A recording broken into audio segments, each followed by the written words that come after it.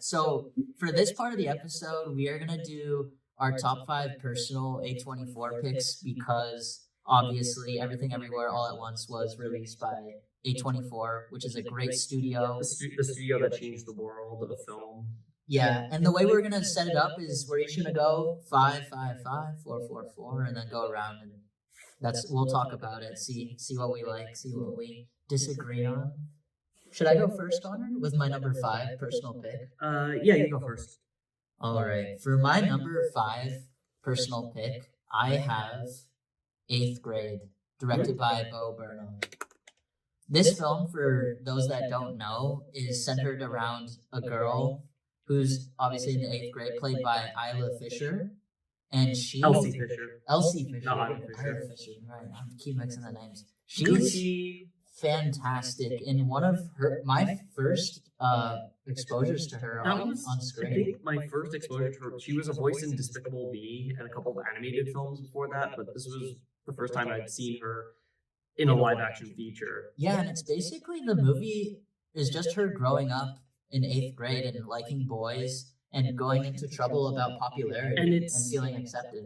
But what I love about this film, and this comes from it being Bo Burnham's debut feature. First of all, I really hope he gets to make another narrative feature. I'm surprised he hasn't, but I think it's because of Inside. Yeah, what a piece of art that movie. Or is that even a movie? Like a comedy special? Like that is a great comedy special.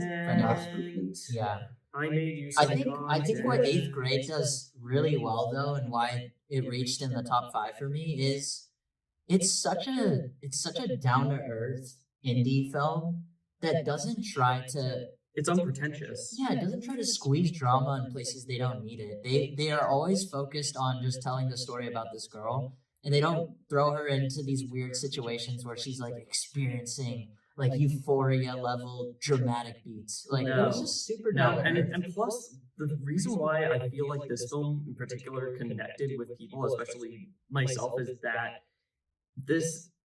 Kayla is kind of a socially awkward kid, and she has trouble getting along with people, even has some hints at mental health issues, and she is not the generic privileged like teen movie, like 90210 John Hughes style, like leading lady.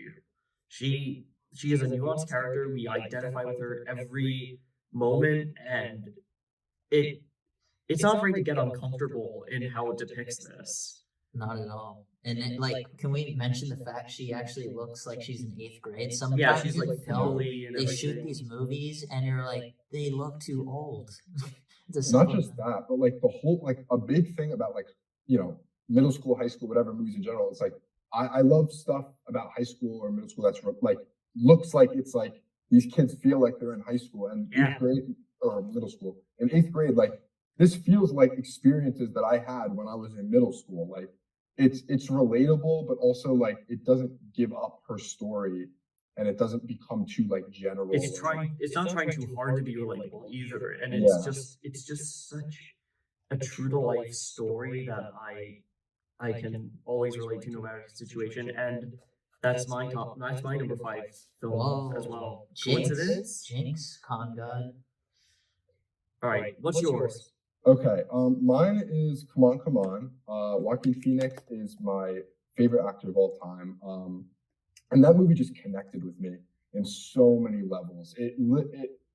I spoke about this with Everything Everywhere All at Once. Like it was such an experience to watch that in the theater, and I've watched it once since then, I think, and it's just like I love writing in movies, and the writing in that was just superb. Like it's a really wonderful film. Yeah, Mike Mills is an excellent screenwriter. I think that's actually his stronger suit than his directing, and he's a phenomenal director. He gets powerhouse performances every time. And he even got an Oscar for Christopher Plummer for Beginners, which is an earlier film of his. And might I add, I watched this with my mom in theaters, and this was about, I think, my 3rd time after seeing the Joker, because I don't go like too often with my mom to the movies. So this like was weirdly like I was like, oh, look at Joaquin again coming back. But this was such an interesting follow up to the Joker role because it's so subdued and it really relies on the connection Yeah. between him and the little boy in the movie, who is played excellently. Yeah, I was gonna Yeah. say the little boy is, oh my god, like that performance.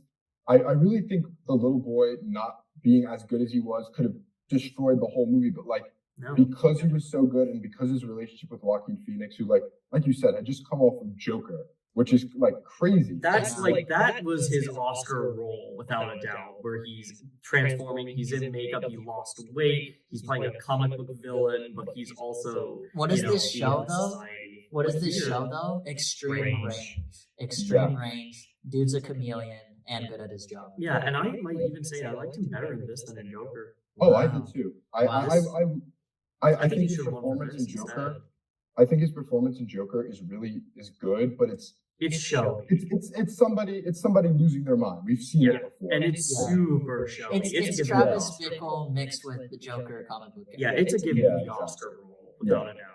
Not It's that Joaquin Phoenix doesn't play it well because he's Yeah. very talented. Yeah, I It's loved so him in big. Joker, honestly. I thought that was great. He was very Um, good. And might I add, I cannot wait for Bo is Afraid.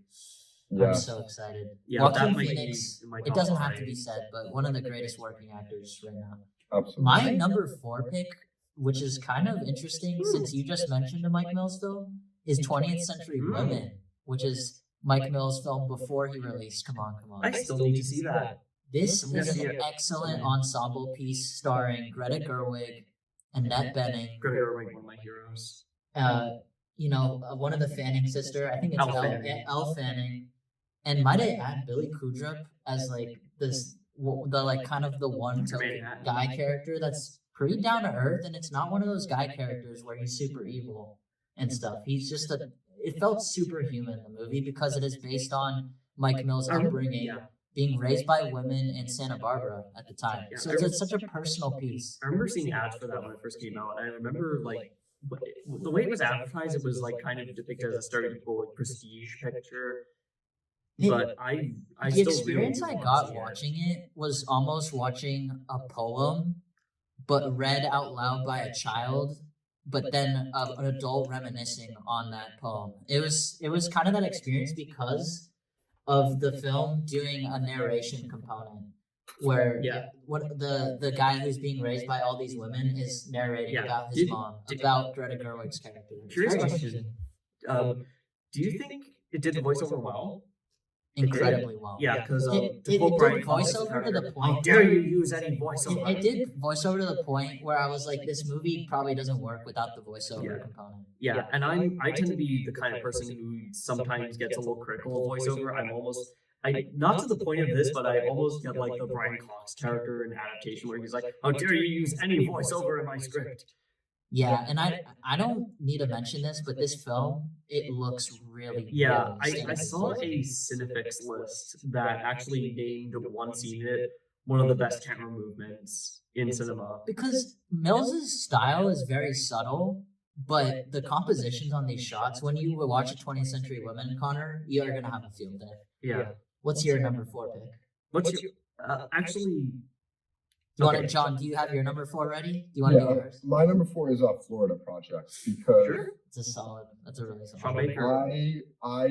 I love what Sean Baker did with something that's frankly pretty ugly. Like the Florida Strip, like in Orlando, is an ugly thing. Yeah. And, like he Goes took it without and he saying. made it into something so magnificent, and he took this little story that kind of feels like an ant in our big world and made it feel like it was everything, because it is everything to these kids.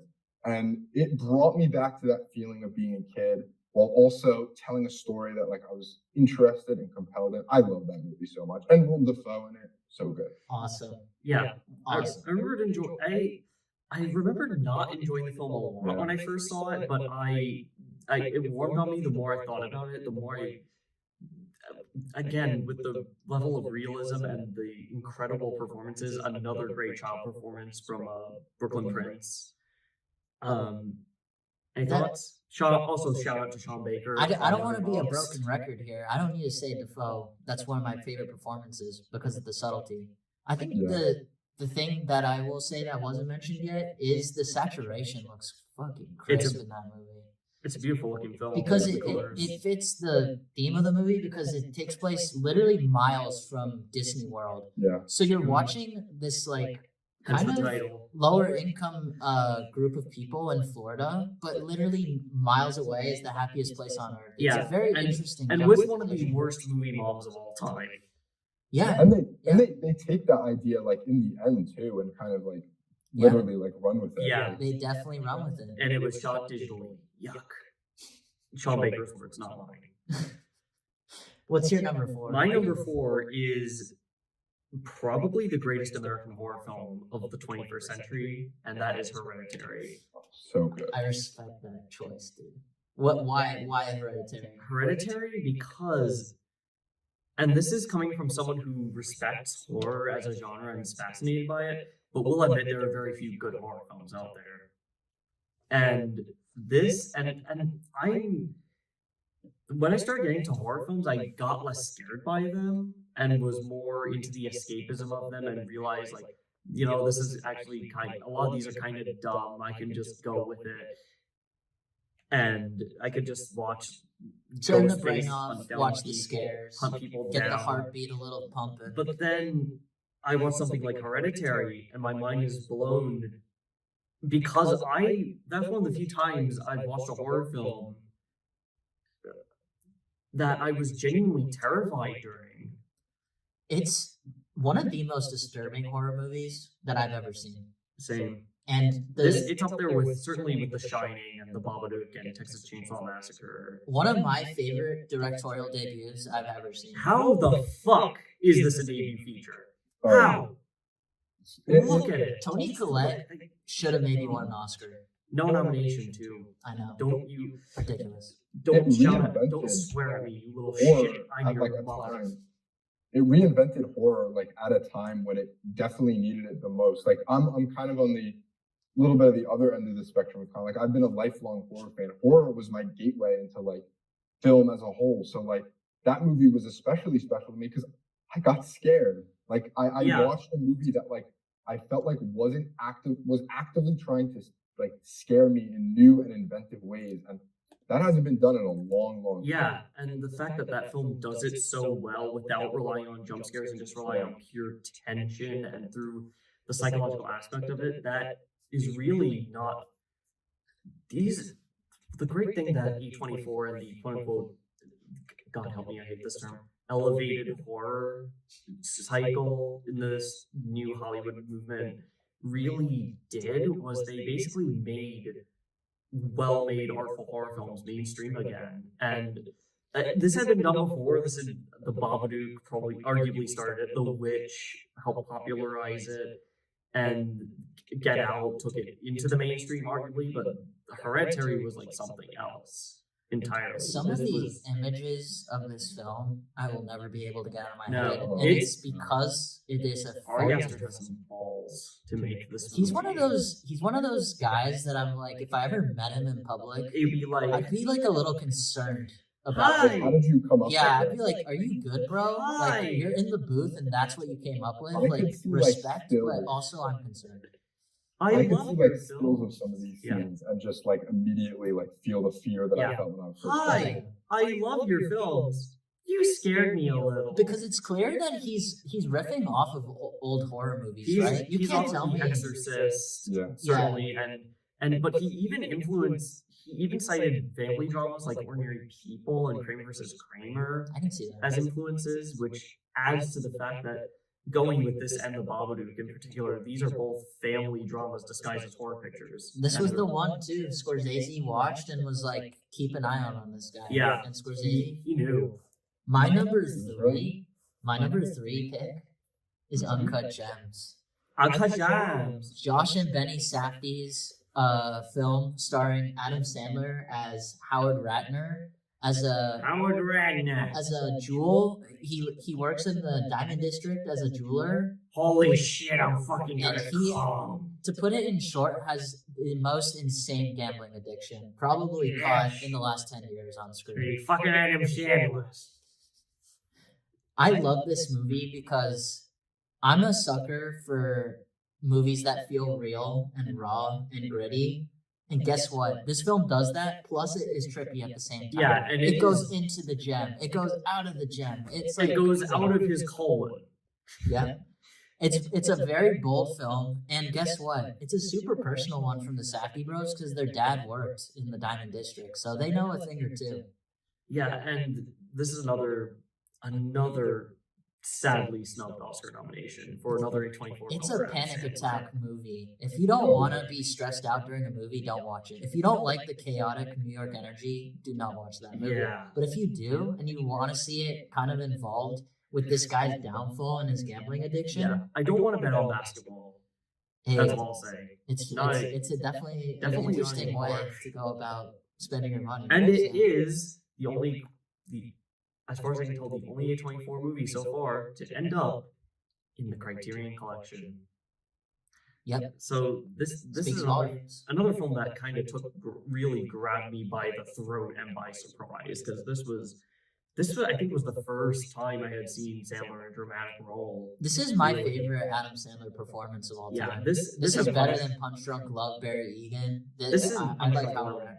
This and Punch Drunk Love are really the highlights of his work in general. Yeah. John, have you seen Uncut Gems? And if you have, what did you think? Yeah. I absolutely love Uncut Gems. The thing when I first watched this movie, I actually stood up off my couch halfway through and was standing up for half of the movie. Like I literally watched it standing up because I was so there was so much energy just exuding from the screen. And you could definitely, I didn't even think that they had a father that worked in the Diamond District, but you could definitely see that because you could just tell that they've done their research and they know what they're talking about. And that is what's so important to the film because it's so honest about something there's a lot of facets to it. It's interesting. Yeah, if you read too about the making of it, I'll be pretty brief with it, but essentially they couldn't get certain stars, so they had to write the script in order for it to work with the timeline because they wanted to use real basketball games. So one of the only players where it worked was Kevin Garnett, who gives a very good performance as a guy that doesn't act typically. So they thought about it just a little bit, which I love about it. I really did like Uncut Gems. I saw it not too long after it came out. It was one of the first movies I watched during lockdown. Oh, And that it's a good lockdown movie. certainly got my blood pumping. Blood pumping. What's your number 3?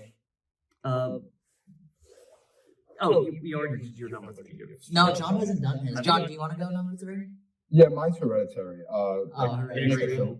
Yeah, we've I'm not gonna kid you. Hereditary is awesome. Yeah. My number 3 is Lady Bird, a film I actually rewatched earlier in the not this semester, but last fall. I actually watched this in film school. This film is actually getting studied now, and for damn good reason. This is, first of all, an incredible debut for Gerwig, one of the best directorial debuts I've ever seen, and a film that really particularly affected me when I first saw it because it really just hit hard with me and my relationships with family, and it hit harder on second viewing now that I'm actually in college and have not been in the same situation as Christine, as Lady Bird, but have definitely felt that. Yeah, no, Lady Bird is a fantastic debut feature by Greta Gerwig, who is predominantly an actress, might I add. And it got that emotional core between the mother and the daughter so authentically that you can't knock the movie. And plus, neither of them are really, even though you do feel a little bit of contempt for the mother, she's not a super villain. She's not Mommy Dearest. And plus, the way they write Lady Bird is so brilliant because she's a complex character, and this has pissed me off numerous times when I talk to people about this film. So many people accuse Lady Bird of being an unlikable character. That really pisses me off. I mean, she technically has unlikable traits, but that doesn't mean she's bad, though. She's a teenage girl. Yeah, guys. She has emotional problems. Yeah, and plus it's kind of a sexist criticism to make because if it's a guy doing this, you would be flawed, and then you would still get that Sigma male Travis edge towards. Yeah, Travis Bickle. Especially if you're an outright unlikable character, but if a woman's flawed, oh boy. Yeah. John, have you seen Little One? Lady Bird. Lady Bird. Not Little Women. I absolutely love Lady Bird. Yeah. I think like actually I watched it a few years ago and I actually didn't like it that much. It completely went over my head. A lot of the themes and stuff in it and the importance of it. But then I watched it a few years later and it hit a lot harder, especially being around the time where I had to consider, college stuff. And it definitely like the relationship between the mom and the daughter is done so well, and all of these characters are written so real that they feel like people that you could know. It feels like it almost at some points it kind of feels like somebody like snuck a camera into this family's house and you're just caught in the middle of all of this going on. The dynamic is so real. It's like hard to tell it's acting at times. That's something that both Gerwig and Baumbach do incredibly well. Yeah. I think that independent film resume that Gerwig had really upped the authenticity of the performances and the writing. And it's one of the best teen films I've ever seen in terms of just the authenticity of its depictions and the way that story is told, and just again it just captures something so specific, and it's not to Euphoria levels of melodrama, and it's completely an unpretentious depiction of these themes, and it's just such a wonderful film for that. John, since I mentioned this movie, are you more of a Lady Bird fan or a Little Women fan if you had to pick one of them? Because Little Women is also another great film too. Another Greta Gerwig directed picture. I'm gonna go hot take, dude. I love Little Women. I'm picking Little Women out of the two, and I think it's because I think it does the period piece element so well, plus the fact that it's a story everyone kind of knows. It's been done multiple times, and she brought something new to it. Yeah. What were you saying? That is a hard pick because they're very different, but also certainly. I think I'm a sucker for stuff that like I can incorporate into my life, because I love to watch a movie and get like something that I could really put into my life. And I think I got that more with Lady Bird, with like it has that relatability of like the high school environment and stuff, and the mother relationship and stuff is something that hit home definitely for me. And no, that makes sense. It's a fantastic film, and the fact that the fact that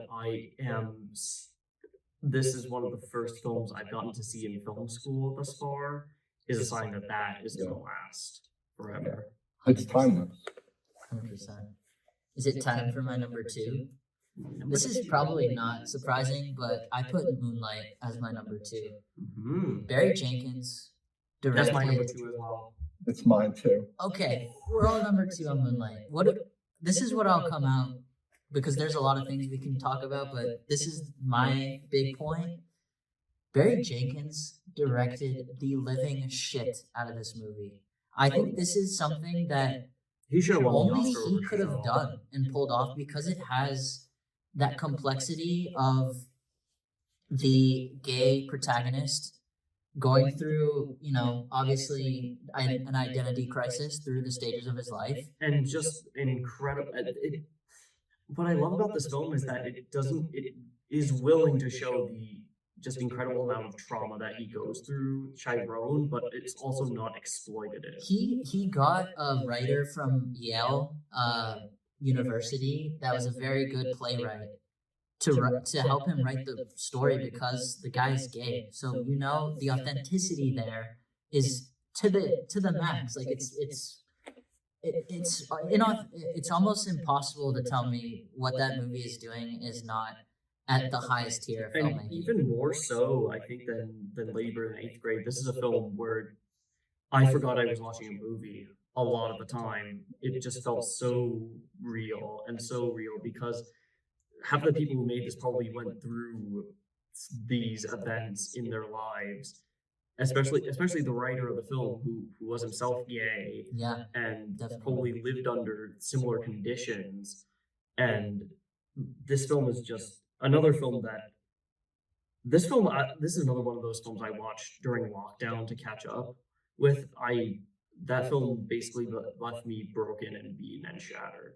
Yeah, because for those that don't know too, Barry Jenkins was raised by a mother who was a drug addict. So that component of the story, Harris in it. that part of the story is semi-autobiographical, so it's a tough watch. What do you think, John? What did you like about it? This movie took me way too long to get to. Connor would actually text me like every night, like watch Moonlight, get on Moonlight. Probably because it was probably because it was one of those movies I watched during lockdown that I basically harassed a bunch of people to try to get them to watch Moonlight. Yeah, and I'm happy that he did, because it is one of the most like haunting depiction of all of these problems and it goes into it in such a excuse me, sorry. No, and it goes into it in such like it's not afraid to show some of the ugly parts of this that make the viewer uncomfortable, because you should feel uncomfortable, because these are issues that people are facing. And the ending of the movie, like that whole movie, it just haunts me to this day. Like I still think about it all of the time. And the fact that film is also just a feast for the eyes and ears, despite the uncomfortable subject. Nicholas Britell's score is fantastic. Mahershala Ali, supporting actor, one. And Naomi who Harris also has one of the most haunting off-screen deaths I've seen in the film. It hits on all cylinders in film. And this picture is just beautiful looking, with the color scheme and the purples and blues, and it's such a romantic film as well, especially that first encounter between Kevin and Chiron as teenagers, and that final shot of young Chiron at the beach, an homage to 400 Blows, is another image that will like stick with me for years. Yeah, best picture winner too. Best picture winner that deserved it. I know you're partial to La La Land. Yeah, I'm a La La Land. I'm also a La La Land. Yeah, let's go. John's a La La Thanks. Land. I don't like it. Okay, what's your number two, Connor? My number two was also Moonlight. So we all did. That was my Moonlight. number one. I'll just go to my number one. What's your number one? What's your number one, John? Okay. Yeah, let's do John's number one. My number one is Everything Everywhere All at Once. My number one is also Everything Everywhere All at Once. Whoa, mine's Hereditary. So we already discussed Hereditary. We kind of already discussed Everything Everywhere, but here's the podium. John, why is this the number one A24 movie of all time so far? I think I've seen quite a few of the A24 movies, and I think a lot of them are great films, but this one in particular, like this whole conversation has shown, it's changing film. And I think that down the line, we're gonna see its influence on like film and as a whole, and like film as a medium to tell stories that are complex and aren't, are challenging this like older generation of filmmaking. And it's bringing in like a younger, more relatability to what is like considered like, to be higher film. Like, it goes to a lot of places that filmmakers are afraid to go, and it takes a lot of risks that pay off. And I've seen it once, and I think about it all the time. I could close my eyes and picture that movie. It's such a cultural phenomenon right now, and hopefully it will stay that way. And I think it'll age well. Yeah, I think this film, I would argue more than any movie that came out last year, I think will end up being a Desert Island choice and will end up being in the motion picture canon. I know this is going to end up in the National Film Registry on Sight and Sound's top 250 poll. I know that this film is going to last forever, not just because it is such a timely film and such an important motion picture, but also because it gave millions of people hope, and both filmmakers and just regular people as a whole. And just the fact that it showed it just in the form of this bonkers multiverse story, it also has so much heart and just is. I'm sound like a broken record. No, but it's the most creative of all the A24s. You can't tell me otherwise. And that's a high bar too. Like, because A24 is all about letting the director and the artist just go with their vision. Yeah. That's what I love about them, because they don't have, these studio mandates in terms of the pictures. Even though sometimes they do get a Scott Rudin.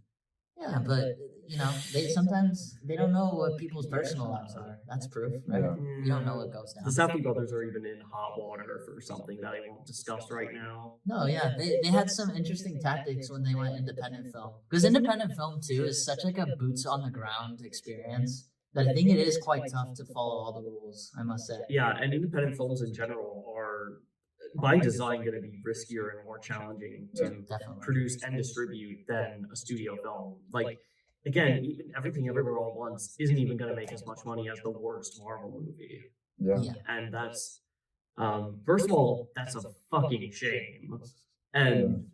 And two, it just goes to show like how, I wouldn't say like how far cinema has fallen, but like how much it's changed with the advent of streaming and with the advent of the pandemic. And A24, I think, is, dare I say it, they are starting to save American cinema. They might be the top Hollywood studio working right now in terms of the quality of the pictures they release. Except for Neon, probably. I don't think Neon Pictures top like They- just they I did think get I Parasite. think it's a close second, but They like did get Parasite. A24 is just like it's changing the game. Like it Yeah. couldn't have come at a more perfect time, and I definitely think like at a time where young people are pretty disconnected from these types of films. To be honest, it's especially with Everything Everywhere All at Once, it's working back a relationship between young people and film, and I definitely think it inspired Yes, a new generation of filmmakers. and young people, like people at my school, like us, are, they talk just as much about Marvel films as they do about the next A24 film. Yeah, It's That's a awesome. touchstone. I don't And it's know a awesome. single person that hasn't seen Everything Everywhere All at Once. Like it's Yeah, everybody at my writing class for screenwriting raised their hand when they were asked if they had seen it. At least most of them. And again, that goes to show what a cultural touchstone that film was. And might I also add that A24 is one of the few studios nowadays that really has a brand distinctly. It almost goes back to the old Hollywood studios, like Universal had their horror pictures, Warner's had gangster films, MGM had their glamorous studio epics and musicals, and of course later on you got Marvel with superheroes and Pixar with animation and unfortunately Miramax with prestige films. But now we've got A24 and they're their own thing. They have merchandise. They have their own brand. They're kind of a meme at this point too. Because Like you see that intro of the logo, Yes. and you know it's something. you're like, you're wait, really I might be in getting a for- quality film for the next 2 Yes. hours because it's curated. They actually have like a pretty good curation process. I haven't seen Very a good. dog shit A24 movie in it. Not Ever. really. No. I've never seen a dog shit one, so that's Yeah. pretty good. There are probably very few that even exist. They would. Yeah, I'm kind of surprised you didn't put After Sun in your top 5. After Sun, Did might it I- come close? 'Cause kind I of close. thought that was It's- gonna hit it, dude. It's certainly an honorable mention, which I'm gonna run down a few that we haven't. That Yeah, we what's really haven't like mentioned. something that maybe got close for you? I love The Lighthouse. Oh, sorry. Robert Flying Eggers, Lobster. Lighthouse Goes Hard. Under the Skin was Phenomenal. brilliant. I haven't seen it, but I've heard great things. It's a brilliant film. Really Minari, I really love. Oh, solid, very solid. movie. A relatively new one that not as many people have seen, Marcel the Shell with Shoes On. which was a I wonderful think movie. is a very underrated one. That was just barely made my list. That's a really good movie. Ooh, almost got there for you. The Witch, which was a really, really close one because of what it did for the horror genre and just the fact that it's just, again, just a creepy movie, plain and simple. I like Come On, Come On. The first Reformed I thought was excellent. by Paul Paul Schrader. Have you seen that, John? That is like Um, high. Ethan Hawke's one of my favorite. That is high. Dude, up you gotta my put that list. on the watch It's a list. very good film. He's um, excellent in it. After So- Sun got close. Uncut Gems, Uncut Gems got Uncut close. Uncle Dan. The Yorgos Lanthimos films that were done by A24, The Lobster and Killing of Sacred Deer. So good. Hear me out. He's the next Stanley Kubrick. Wow. He is our You Stanley might not be Kubrick. wrong, dude. Yeah, the I think you're filmography right. is kind of shaping out that way. Not gonna lie. Yeah. The Green Knight is another really good one. Ex Machina, Midsummer, Close. A film I saw pretty recently. That was Close. really John, have you solid. seen Close? No, I haven't. If not, listen to. By the way, you all listen to our episode about Close. Yeah, listening to it on Spotify. In-depth spoiler-free thoughts. Yeah, it is a great Belgian movie. Yeah, and it's about these two boys that are kind of very close friends, but one of them is going through like a mental crisis, and it affects their relationship. And it is fairly similar in tone to. And yeah, they're like seventh graders. They're very young, these boys. So don't expect like them to go like too intimate with the storyline. Yeah. It's more like, oh, okay, they're just very close friends. Another one I really loved was Pearl, which another fairly recent Great. one, and another Mia one. Goth, dude. Mia Goth's awesome. Oh, please, I'm a star. She is awesome. in that She's a movie. star. She's so good. And one last honorable mention, one that you, John, actually turned me on to, The Last Black Man in San Francisco. So good. Really Ooh, I excellent gotta film. watch that one still.